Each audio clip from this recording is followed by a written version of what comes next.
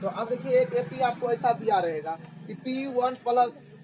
P plus 1 2P plus 1 4P minus 1 कहेगा कि आप बताइए कि इसमें P का मान क्या होगा। तो P का मान क्या होगा, तो हम लोग जानते हैं कि D जो होता है बराबर होता है, तो फिर हम D निकालते हैं इसका। तो D जब निकालेंगे तो 2P प्लस 1 घटा P1 यहाँ पर से लिए P1,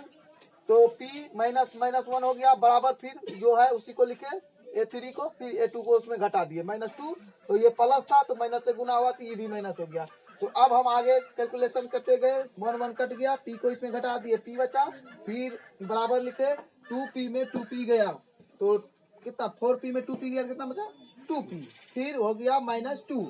तो फिर इसको एक जात वाले को एक तरफ ले आए,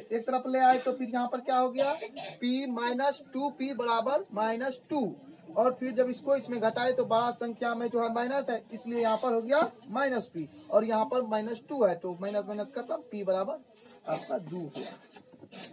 तो कौन सा पद शून्य होगा,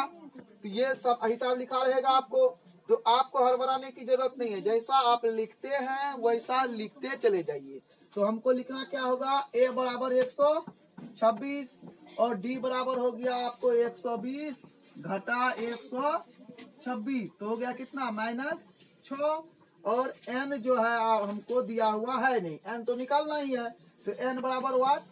तो निकालना क्या है an बराबर 0 दिया हुआ है। अब an का सूत्र को यहाँ लगाइए, an का सूत्र क्या होता है a plus n minus 1 into D बराबर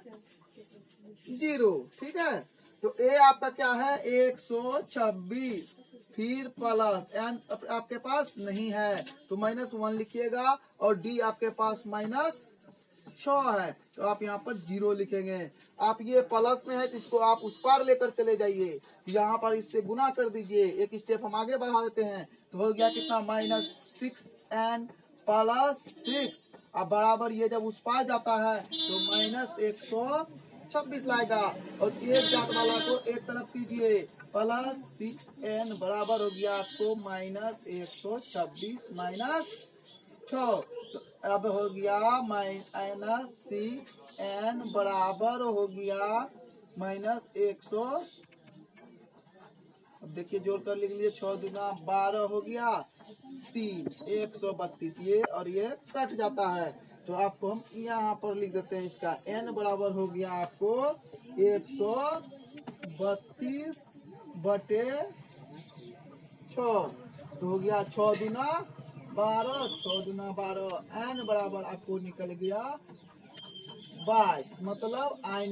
22वां पद जो है आपको शून्य होगा। तो अब आपके सामने ऐसा एपी लिख देगा और कहेगा कि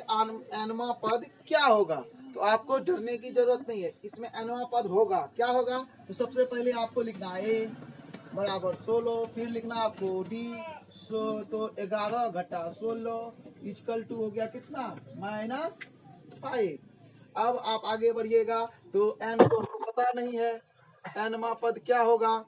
तो nवां पद देखिए, nवां पद जो होगा वो होगा, लिखना पड़ेगा an बराबर, सूत्र होता है a plus n minus 1 into D, बस इतना आप लिख दीजिए और इस पर मान बैठा दीजिए, आपको डरने और हड़बड़ाने की जरूरत नहीं है। आप 16 लिखिए, फिर ये n है तो n के जगह पर आपके पास क्या होगा, तो n तो है नहीं मेरे पास, n लिख देते हैं, -1 लिख देते हैं, और आपके पास d है, d कौन चीज है -5 है, और यहाँ लिखिए 16 और फिर लिखिए प्लस है तो माइनस हो जाएगा -5n प्लस 5,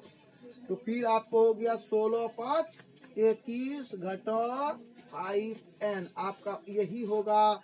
nवां पद।